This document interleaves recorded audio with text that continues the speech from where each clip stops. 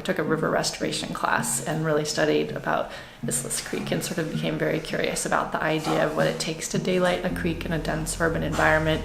and learned about the fact that all of the infrastructure was basically placed along the center line of Islais Creek. So in the freeways and the rail lines and the sewer lines all follow that path. When I was at the PUC, we spent a lot of time thinking about the different ways that you could affect flooding in urban areas. And because Islais Creek is in a pipe, it's always going to, at some point, make a larger storm than can be handled by the pipes. And so some of the thinking was with climate change and inspiration from places like in Europe, these ideas that you could sort of create multi-purpose floodable spaces by opening up creeks and giving the water a place to go. What my team did at San Francisco was really to try to think really systematically about the codes and the methods for allowing people to do local water systems. And really, when you think about a watershed, and definitely in a city watershed, the streets that drain to that creek are really the headwaters, and all of the houses around those streets are the headwaters to that creek. And so all of these small actions reduce the total volume of water and the speed that they go to the system and make those cycles local and make them resources as opposed to waste product.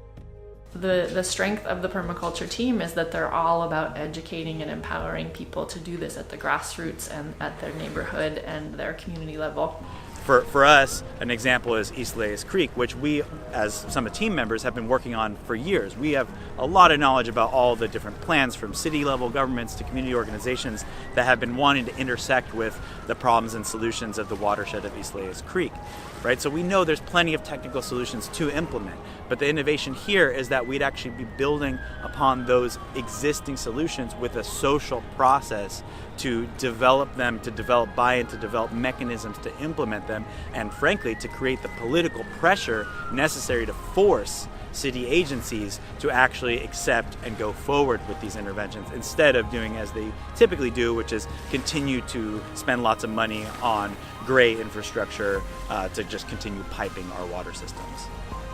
What we could bring to this project is that ability of being able to talk to all of these different, from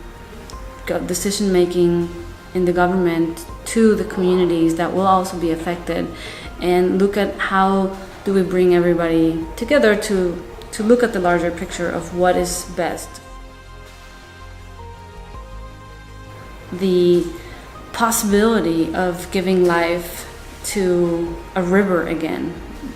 to me, that in my life, to be able to think about a project like that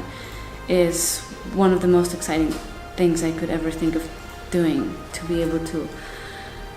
let the waters have the space that is theirs and let the river flow and sing and breathe and be a part of our city, of our ecosystem, of like a connection that we have to nature.